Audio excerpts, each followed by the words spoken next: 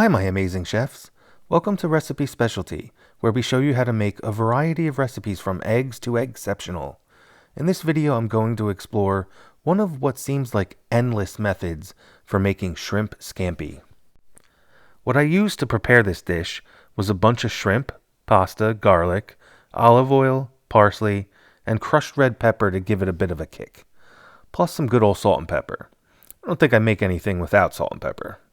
You could feed me a shoe or a magazine, and I'd season that with salt and pepper anyway. With that said, let's get cooking. I think shrimp scampi is typically served over a bed of spaghetti or linguine, but I've also had it over grits, risotto, penne pasta, even on top of a steak. So don't feel like you need to be burdened down by rules and norms here. I think you've successfully made a scampi if you sauteed some garlic and shrimp in oil or butter and you enjoyed eating it.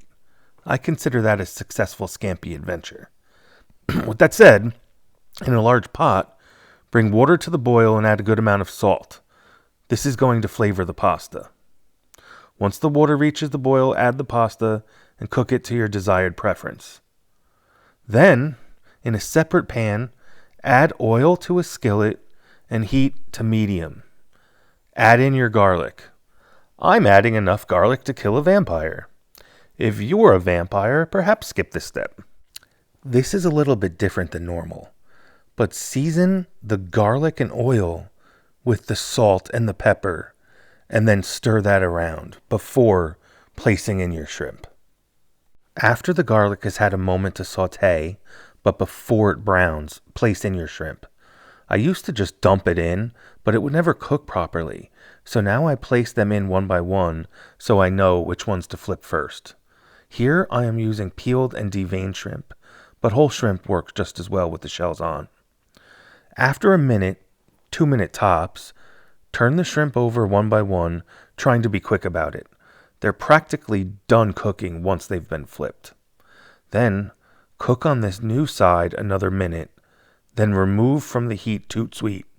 You don't want to overcook the shrimp, because they get tough, stringy, and lose their natural flavors. Next, add a pinch of crushed red pepper if you want to spice things up a bit, and then add the pasta to the frying pan with a cup of the pasta liquid. The starch in the pasta water that was released by the pasta during boiling will help to thicken up the scampi sauce.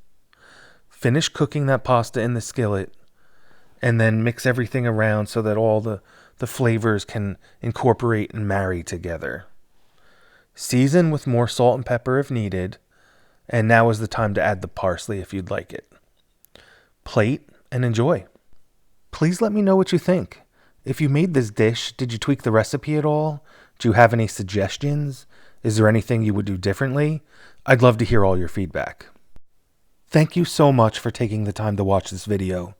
I am truly grateful for all the love and support you all have shown me. You are all so very kind. Gratitude. I hope you have a wonderful day. Thank you. If you all liked this video, do me a huge favor, hit that like button, subscribe, check out the website. Ultimately, let's eat!